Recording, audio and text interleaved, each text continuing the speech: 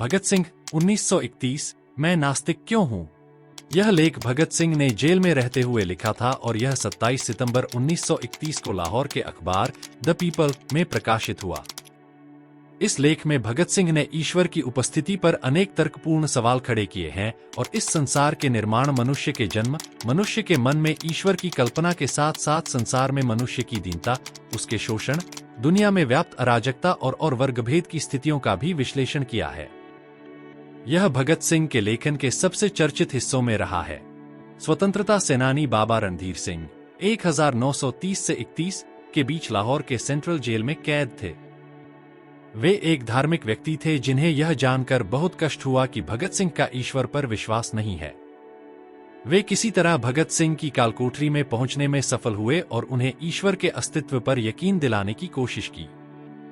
असफल होने पर बाबा ने नाराज होकर कहा, प्रसिद्धि से तुम्हारा दिमाग खराब हो गया है और तुम अहंकारी बन गए हो, जो कि एक काले पर्दे के तरह तुम्हारे और ईश्वर के बीच खड़ी है। इस टिप्पणी के जवाब में ही भगत सिंह ने यह लेख लिखा। एक नया प्रश्न उठ खड़ा हुआ है। क्या मैं किसी अहंकार के कारण सर्वशक्तिमान, सर्वव्यापी तथा सर्वज्ञानी ईश्वर के अस्तित्व पर विश्वास नहीं करता हूं?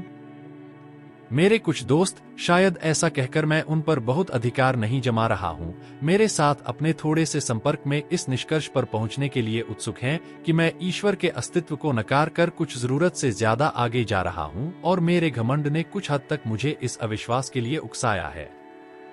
मैं ऐसी कोई शेखी नहीं बघारता कि मैं मानवीय कमजोरियों से बहुत ऊपर हूं। मैं एक मनुष्य हूं और इससे अधिक कुछ नहीं। कोई भी इससे अधिक होने का दावा नहीं कर सकता। यह कमजोरी मेरे अंदर भी है। अहंकार भी मेरे स्वभाव का अंग है। अपने कामरेडों के बीच मुझे निरंकुश कहा जाता था। यहां तक कि मेरे दोस्त श्री बटुकेश्वर कुमार दत्त भी मुझे कभी कभी ऐसा कहते थे। कई मौकों पर स्वेच्छाचारी कह मेरी निंदा भी की गई। कुछ दोस्तों को शिकायत है और गंभीर रूप से है कि मैं अनचाहे ही अपने विचार उन पर थोपता हूं और अपने प्रस्तावों को मनवा लेता हूं। यह बात कुछ हद तक सही है। इससे मैं इनकार नहीं करता। इसे अहंकार कहा जा सकता है। जहां तक अन्य प्रचलित मतों के मुकाबले हमारे अपने मत का सवाल है, मुझे निश्चय ही अपने मत पर गर्व है। लेकिन यह व्यक्तिगत नहीं है। ऐसा हो सकता है कि यह केवल अपने विश्वास के प्रति न्यायोचित गर्व हो और इसको घमंड नहीं कहा जा सकता। घमंड तो स्वयं के प्रति अनुचित गर्व की अधिकता है। क्या यह अनुचित गर्व है जो मुझे नास्तिकता की ओर ले गया? अथवा इस विषय का खूब सावधानी से अध्ययन करने और उस पर खूब विचार करने के बाद मैंने ईश्वर पर अविश्वास किया? मैं यह समझने में पूरी तरह से असफल रहा हूं कि अनुचित गर्व या वृथाभिमान किस तरह किसी व्यक्ति के ईश्वर में विश्वास करने के रास्ते में रोड़ा बन सकता है। किसी वास्तव में महान व्यक्ति की महानता को मैं मान्यता न दूं, यह तभी हो सकता है जब मुझे भी थोड़ा ऐसा यश प्राप्त हो गया हो जिसके या तो मैं योग्य नहीं हूं या मेरे अंदर वे गुण नहीं हैं जो इसके लिए आवश्यक हैं। यहां तक तो समझ में आता है। लेकिन यह कैसे हो सकता है कि एक व्यक्ति जो ईश्वर में विश्वास रखता हो, सहसा अपने व्यक्तिगत अहंकार के कारण उसमें विश्वास करना बंद कर दे? दो ही रास्ते संभव हैं। या तो मनुष्य अपने को ईश्वर का प्रतिद्वंद्वी समझने लगे या वह स्वयं को ही ईश्वर मानना शुरू कर दे। इन दोनों ही अवस्थाओं में वह सच्चा नास्तिक नहीं बन सकता। पहली अवस्था में तो वह अपने प्रतिद्वंद्वी के अस्तित्व को नकारता ही नहीं है। दूसरी अवस्था में भी वह एक ऐसी चेतना के अस्तित्व को मानता है जो पर्दे के पीछे से प्रकृति की सभी गतिविधियों का संचालन करती है। मैं तो उस सर्वशक्तिमान परम आत्मा के अस्तित्व से ही इनकार करता हूं। यह अहंकार नहीं है जिसने मुझे नास्तिकता के सिद्धांत को ग्रहण करने के लिए प्रेरित किया। मैं न तो एक प्रतिद्वंद्वी हूं, न ही एक अवतार और न ही स्वयं परमात्मा। इस अभियोग को अस्वीकार करने के लिए आइए तथ्यों पर गौर करें। मेरे इन दोस्तों के अनुसार दिल्ली बम केस और लाहौर षड्यंत्र केस के दौरान मुझे जो अनावश्यक यश मिला, शायद उस कारण मैं वृथाभिमानी हो गया हूं। मेरा नास्तिकतावाद कोई अभी हाल की उत्पत्ति नहीं है।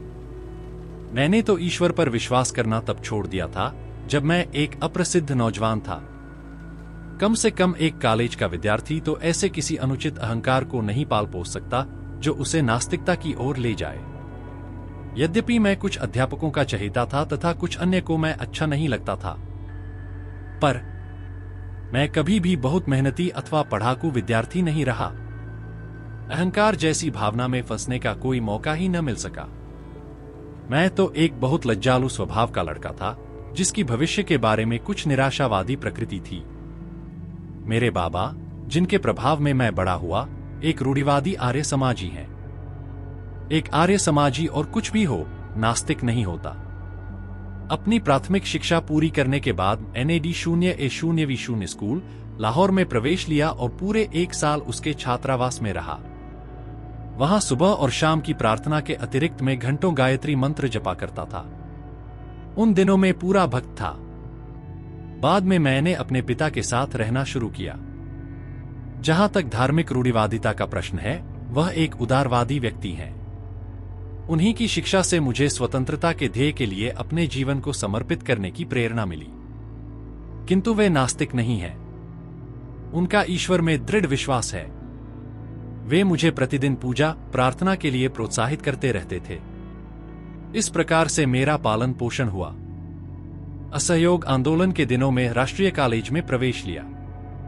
यहां आकर ही मैंने सारी धार्मिक समस्याओं, यहां तक कि ईश्वर के अस्तित्व के बारे में उदारतापूर्वक सोचना, विचारना तथा उसकी आलोचना करना शुरू किया।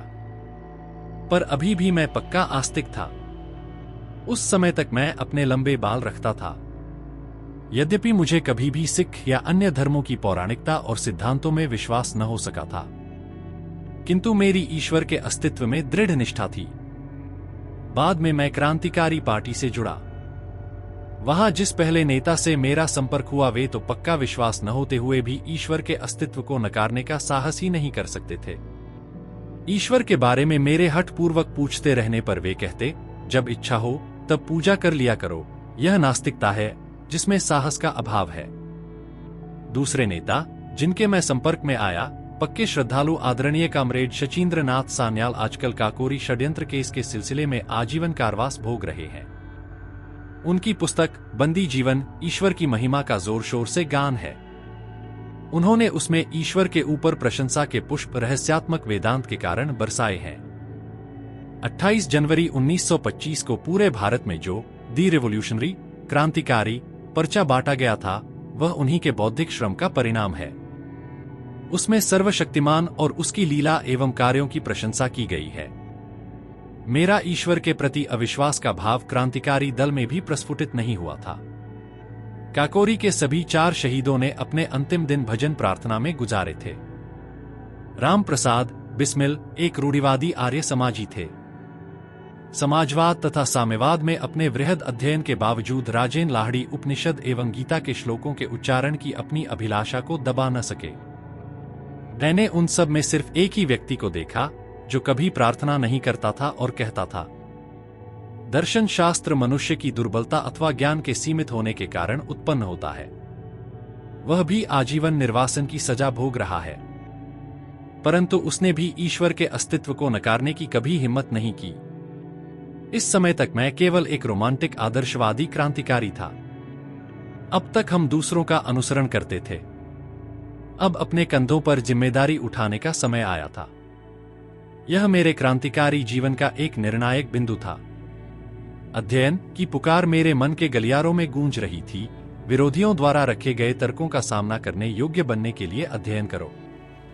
अपने मत के पक्ष में तर्क देने के लिए सक्षम होने के वास्ते पढ़ो। मैंने पढ़ना शुरू कर दिया। इससे मेरे पुराने विचार व विश्वास अद्भुत रूप से परिष्कृत हुए। रोमांस की जगह गंभीर विचारों ने ली न और अधिक रहस्यवाद, न ही अंधविश्वास। यथार्थवाद हमारा आधार बना। मुझे विश्वक्रांति के अनेक आदर्शों के बारे में पढ़ने का खूब मौका मिला।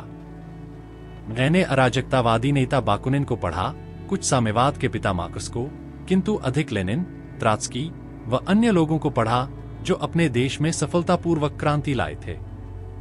ये सभी नास्तिक थे। बाद में मुझे निर्लम स्वामी की पुस्तक सहज ज्ञान मिली। इसमें रहस्यवादी नास्तिकता थी। 1926 के अंत तक मुझे इस बात का विश्वास हो गया कि एक सर्वशक्तिमान परम आत्मा की बात, जिसने ब्रह्मांड का सृजन, दिग्दर्शन और संचालन किया, एक कोरी बकवास है। मैंने अपने इस अविश्वास को प्रदर्शित किया। मैंने इस विषय पर अपने दोस्तों से बहस की। मैं एक घोषित नास्तिक हो चुका था। मई 1927 में मैं लाहौर में गिरफ्तार हुआ। रेलवे पुलिस हवालात में मुझे 1 महीना काटना पड़ा। पुलिस अफसरों ने मुझे बताया कि मैं लखनऊ में था जब वहां काकोरी दल का मुकदमा चल रहा था, कि मैंने उन्हें छुड़ाने की किसी योजना पर बात की थी, कि उनकी सहमति पाने के बाद हमने कुछ बम प्राप्त किए थे, कि 1927 में दशहरा के अवसर पर उन बमों में से एक परीक्षण के लिए भीड़ पर फेंका गया, कि यदि मैं क्रांतिकारी दल की गतिविधियों पर प्रकाश डालने वाला एक वक्तव्य दे दूं, तो मुझे गिरफ्तार नहीं किया जाएगा और इसके विपरीत मुझे अदालत में मुखबिर की तरह पेश किए बगैर रिहा कर दिया जाएगा और इनाम दिया जाएगा। मैं इस प्रस्ताव पर हंसा। यह सब बेकार की बात थी। हम लोगों की भांति विचार रखने वाले अपनी निर्दोष जनता पर बम नहीं फेंका करते।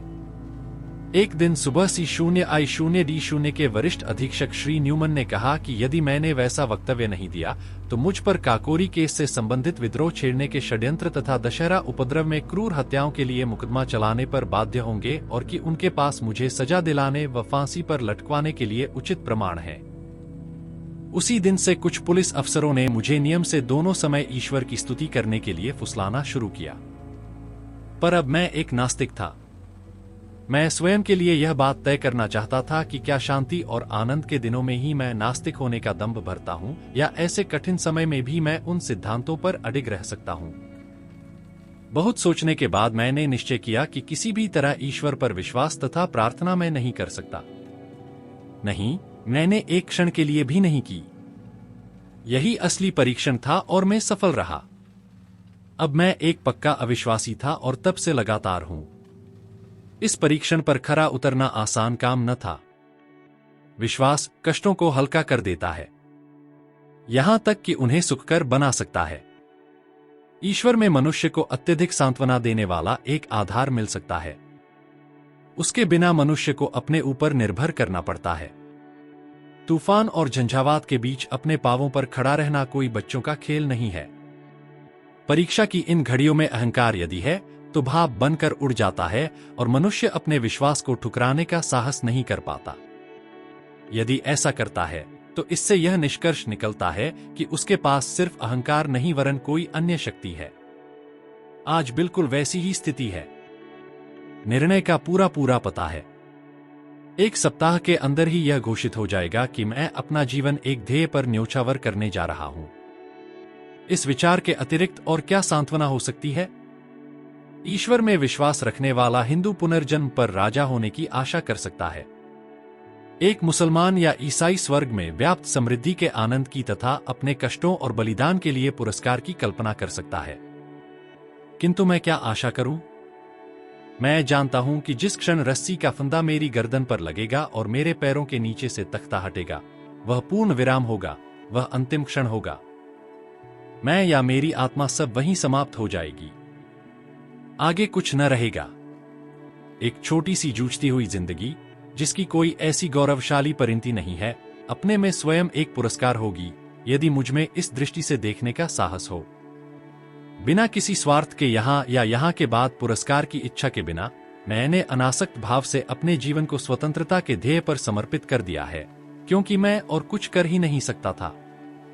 जिस दिन हमें इस मनोवृत्ति के बहुत से पुरुष और महिलाएं मिल जाएंगे जो अपने जीवन को मनुष्य की सेवा और पीड़ित मानवता के उद्धार के अतिरिक्त कहीं समर्पित कर ही नहीं सकते, उसी दिन मुक्ति के युग का शुभारंभ होगा। वे शोषकों, उत्पीड़कों और अत्याचारियों को चुनौती देने के लिए उत्प्रेरित होंगे। इसलिए नहीं कि उन्हें राजा बनना है या कोई अन्य पुरस्कार प्राप्त करना है, यहां या अगले जन्म में या मृत्युपरांत स्वर्ग में। उन्हें तो मानवता की गर्दन से दास्ता का जुआ उतार फेंकने और मुक्ति एवं शांति स्थापित करने के लिए इस मार्ग को अपनाना होगा। क्या वे उस रास्ते पर चलेंगे जो उनके अपने लिए खतरनाक किंतु उनकी महान आत्मा के लिए एकमात्र कल्पनीय रास्ता है? क्या इस महान ध्येय के प्रति उनके गर्व को अहंकार कहकर उसका गलत अर्थ लगाया जाएगा?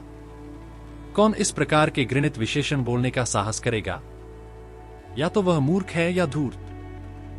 हमें चाहिए कि उसे क्षमा कर दें, क्योंकि वह उस हृदय में उद्वेलित उच्च विचारों, भावनाओं, आवेगों तथा उनकी गहराई को महसूस नहीं कर सकता।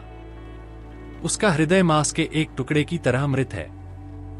उसकी आंखों पर अन्य स्वार्थों के प्रेतों की छाया पड़ने से वे कमजोर हो गई हैं। स्वयं पर भरोसा रखने के गुण को सदैव अहंकार की संज्ञा दी जा सकती है। यह दुखपूर्ण और कष्टप्रद है, पर चारा ही क्या है। आलोचना और स्वतंत्र विचार एक क्रांतिकारी के दोनों अनिवार्य गुण हैं, क्योंकि हमारे पूर्वजों ने किसी परम आत्मा के प्रति विश्वास बना लिया था। अतः कोई भी व्यक्ति जो उस विश्वास को सत्यता या उस परम आत्मा के अस्तित्व को ही चुनौती दे, उसको विधर्मी, विश्वासघाती कहा जाएगा। यदि उसके तर्क इतने अकाट्य हैं कि उनका खंडन वितर्क द्वारा नहीं हो सकता और उसकी आस्था इतनी प्रबल है कि उसे ईश्वर के प्रकोप से होने वाली विपत्तियों का भय दिखाकर दबाया नहीं जा सकता, तो उसकी यह कहकर निंदा की जाएगी कि वह वृथाभिमानी है। यह मेरा अहंकार नहीं था जो मुझे नास्तिकता की ओर ले गया। मेरे तर्क का तरीका संतोषप्रद सिद्ध होता है या नहीं, इसका निर्णय मेरे पाठकों को करना है, मुझे नहीं। मैं जानता हूं कि ईश्वर पर विश्वास ने आज मेरा जीवन आसान और मेरा बोझ हल्का कर दिया होता। उस पर मेरे अविश्वास ने सारे वातावरण को अत्यंत शुष्क बना दिया है। थोड़ा सा रहस्यवाद इसे कवित्वमय बना सकता है, किंतु मेरे भाग्य को किसी उन्माद का सहारा नहीं चाहिए। मैं यथार्थवादी हूं। मैं अंतः प्रकृति पर विवेक की सहायता से विजय चाहता हूं। इस ध्येय में मैं सदैव सफल नहीं हुआ हूं। प्रयास करना मनुष्य का कर्तव्य है। सफलता तो संयोग तथा वातावरण पर निर्भर है। कोई भी मनुष्य जिसमें तनिक भी विवेक शक्ति है, वह अपने वातावरण को तार्किक रूप से समझना चाहेगा। जहां सीधा प्रमाण नहीं है, वहां दर्शन शास्त्र का महत्व है। जब हमारे पूर्वजों ने फुर्सत के समय विश्व के रहस्य को, इसके भूत, वर्तमान एवं भविष्य को, इसके क्यों और कहां से को समझने का प्रयास किया, तो सीधे परिणामों के कठिन अभाव में हर व्यक्ति ने इन प्रश्नों को अपने ढंग से हल किया। यही कारण है कि विभिन्न धार्मिक मतों में हमको इतना अंतर मिलता है, जो कभी कभी वैमनस्य तथा झगड़े का रूप ले लेता है। न केवल पूर्व और पश्चिम के दर्शनों में मतभेद है, बल्कि प्रत्येक गोलार्ध के अपने विभिन्न मतों में आपस में अंतर है। पूर्व के धर्मों में, इस्लाम तथा हिंदू धर्म में जरा भी अनुरूपता नहीं है। भारत में ही बौद्ध तथा जैन धर्म उस ब्राह्मणवाद से बहुत अलग है, जिसमें स्वयं आर्य समाज व सनातन धर्म जैसे विरोधी मत पाए जाते हैं। पुराने समय का एक स्वतंत्र विचारक चार्वाक है। उसने ईश्वर को पुराने समय में ही चुनौती दी थी। हर व्यक्ति अपने को सही मानता है। दुर्भाग्य की बात है कि बजाय पुराने विचारकों के अनुभवों तथा विचारों को भविष्य में अज्ञानता के विरुद्ध लड़ाई का आधार बनाने के, हम आलसियों की तरह जो हम सिद्ध हो चुके हैं, उनके कथन में अविचल एवं संशयहीन विश्वास की चीख पुकार करते रहते हैं और इस प्रकार मानवता के विकास को जड़ बनाने के दोषी हैं। सिर्फ विश्वास और अंधविश्वास खतरनाक है। यह मस्तिष्क को मूढ़ और मनुष्य को प्रतिक्रियावादी बना देता है। जो मनुष्य अपने को यथार्थवादी होने का दावा करता है, उसे समस्त प्राचीन रूढ़िगत विश्वासों को चुनौती देनी होगी। प्रचलित मतों को तर्क की कसौटी पर कसना होगा। यदि वे तर्क का प्रहार न सह सके, तो टुकड़े टुकड़े होकर गिर पड़ेगा। तब नए दर्शन की स्थापना के लिए उनको पूरा धराशायी करके जगह साफ करना और पुराने विश्वासों की कुछ बातों का प्रयोग करके पुनर्निर्माण करना। मैं प्राचीन विश्वासा के ठोसपन पर प्रश्न करने के संबंध में आश्वस्त हूं। मुझे पूरा विश्वास है कि एक चेतन परम आत्मा का, जो प्रकृति की गति का दिग्दर्शन एवं संचालन करता है, कोई अस्तित्व नहीं है। हम प्रकृति में विश्वास करते हैं और समस्त प्रगतिशील आंदोलन का ध्येय मनुष्य द्वारा अपनी सेवा के लिए प्रकृति पर विजय प्राप्त करना मानते हैं। इसको दिशा देने के पीछे कोई चेतन शक्ति नहीं है। यही हमारा दर्शन है। हम आस्तिकों से कुछ प्रश्न करना चाहते हैं। यदि आपका विश्वास है कि एक सर्वशक्तिमान, सर्वव्यापक और सर्वज्ञानी ईश्वर है, जिसने विश्व की रचना की, तो कृपा करके मुझे यह बताएं कि उसने यह रचना क्यों की। कष्टों और संतापों से पूर्ण दुनिया, असंख्य दुखों के शाश्वत अनंत गठबंधनों से ग्रसित एक भी व्यक्ति तो पूरी तरह संतुष्ट नहीं है। कृपया यह न कहें कि यही उसका नियम है। यदि वह किसी नियम से बंधा है, तो वह सर्वशक्तिमान नहीं है। वह भी हमारी ही तरह नियमों का दास है। कृपा करके यह भी न कहें कि यह उसका मनोरंजन है। नीरो ने बस एक रोम जलाया था। उसने बहुत थोड़ी संख्या में लोगों की हत्या की थी। उसने तो बहुत थोड़ा दुख पैदा किया अपने पूर्ण मनोरंजन के लिए। और उसका इतिहास में क्या स्थान है? उसे इतिहासकार किस नाम से बुलाते हैं? सभी विषैले विशेषण उस पर बरसाए जाते हैं। पन्ने उसकी निंदा के वाक्यों से काले पुते हैं। भर्त्सना करते हैं नीरो एक हृदयहीन, निर्दयी, दुष्ट। एक चंगेज खां ने अपने आनंद के लिए कुछ हजार जानें ले ली और आज हम उसके नाम से घृणा करते हैं। तब किस प्रकार तुम अपने ईश्वर को न्यायोचित ठहराते हो? उस शाश्वत नीरो को जो हर दिन, हर घंटे और हर मिनट असंख्य दुख देता रहा और अभी भी दे रहा है। फिर तुम कैसे उसके दुष्कर्मों का पक्ष लेने की सोचते हो जो चंगेज खां से प्रत्येक क्षण अधिक है? क्या यह सब बाद में इन निर्दोष कष्ट सहने वालों को पुरस्कार और गलती करने वालों को दंड देने के लिए हो रहा है? ठीक है, ठीक है। तुम कब तक उस व्यक्ति को उचित ठहराते रहोगे जो हमारे शरीर पर घाव करने का साहस इसलिए करता है कि बाद में मुलायम और आरामदायक मलहम लगाएगा? ग्लैडिएटर संस्था के व्यवस्थापक कहाँ तक उचित करते थे कि एक भूखे खूंखार शेर के सामने मनुष्य को फेंक दो कि यदि वह उससे जान बचा लेता है तो उसकी खूब देखभाल की जाएगी। इसलिए मैं पूछता हूं कि उस चेतन परम आत्मा ने इस विश्व और उसमें मनुष्यों की रचना क्यों की? आनंद लूटने के लिए? तब उसमें और नीरो में क्या फर्क है? तुम मुसलमानों और ईसाइयों, तुम तो पूर्व जन्म में विश्वास नहीं करते। तुम तो हिंदुओं की तरह यह तर्क पेश नहीं कर सकते कि प्रत्यक्षतः निर्दोष व्यक्तियों के कष्ट उनके पूर्व जन्मों के कर्मों का फल है। मैं तुमसे पूछता हूं कि उस सर्वशक्तिशाली ने शब्द द्वारा विश्व के उत्पत्ति के लिए 6 दिन तक क्यों परिश्रम किया? और प्रत्येक दिन वह क्यों कहता है कि सब ठीक है? बुलाओ उसे आज, उसे पिछला इतिहास दिखाओ, उसे आज की परिस्थितियों का अध्ययन करने दो। हम देखेंगे कि क्या वह कहने का साहस करता है कि सब ठीक है। कारावास की काल कोठरियों से लेकर झोपड़ियों की बस्तियों तक भूख से तड़पते लाखों इंसानों से लेकर उन शोषित मजदूरों से लेकर जो पूंजीवादी पिशाच द्वारा खून चूसने की क्रिया को धैर्यपूर्वक निरुत्साह से देख रहे हैं तथा उस मानव शक्ति की बर्बादी देख रहे हैं जिसे देखकर कोई भी व्यक्ति जिसे तनिक भी सहज ज्ञान है भय से सिहर उठेगा और अधिक उत्पादन को जरूरतमंद लोगों में बांटने के बजाय समुद्र में फेंक देना बेहतर समझने से लेकर राजाओं के उन महलों तक जिनकी नींव मानव की हड्डियों पर पड़ी है, उसको यह सब देखने दो और फिर कहे सब कुछ ठीक है। क्यों और कहां से? यही मेरा प्रश्न है। तुम चुप हो। ठीक है, तो मैं आगे चलता हूं। और तुम हिंदुओं, तुम कहते हो कि आज जो कष्ट भोग रहे हैं ये पूर्व जन्म के पापी हैं और आज के उत्पीड़क पिछले जन्मों में साधु पुरुष थे, अतः वे सत्ता का आनंद लूट रहे हैं। मुझे यह मानना पड़ता है कि आपके पूर्वज बहुत चालाक व्यक्ति थे। उन्होंने ऐसे सिद्धांत गढ़े जिनमें तर्क और अविश्वास के सभी प्रयासों को विफल करने की काफी ताकत है। न्यायशास्त्र के अनुसार दंड को अपराधी पर पड़ने वाले असर के आधार पर केवल 3 कारणों से उचित ठहराया जा सकता है। वे हैं प्रतिकार, भय तथा सुधार। आज सभी प्रगतिशील विचारकों द्वारा प्रतिकार के सिद्धांत की निंदा की जाती है। भयभीत करने के सिद्धांत का भी अंत वही है। सुधार करने का सिद्धांत ही केवल आवश्यक है और मानवता की प्रगति के लिए अनिवार्य है। इसका ध्येय अपराधी को योग्य और शांतिप्रिय नागरिक के रूप में समाज को लौटाना है। किंतु यदि हम मनुष्यों को अपराधी मान भी लें तो ईश्वर द्वारा उन्हें दिए गए दंड की क्या प्रकृति है? तुम कहते हो वह उन्हें गाय, बिल्ली, पेड़, जड़ी बूटी या जानवर बनाकर पैदा करता है। तुम ऐसे 84 लाख दंडों को गिनाते हो। मैं पूछता हूं कि मनुष्य पर इनका सुधारक के रूप में क्या असर है? तुम ऐसे कितने व्यक्तियों से मिले हो जो यह कहते हैं कि वे किसी पाप के कारण पूर्व जन्म में गधा के रूप में पैदा हुए थे? एक भी नहीं। अपने पुराणों से उदाहरण न दो। मेरे पास तुम्हारी पौराणिक कथाओं के लिए कोई स्थान नहीं है। और फिर क्या तुम्हें पता है कि दुनिया में सबसे बड़ा पाप गरीब होना है? गरीबी एक अभिशाप है।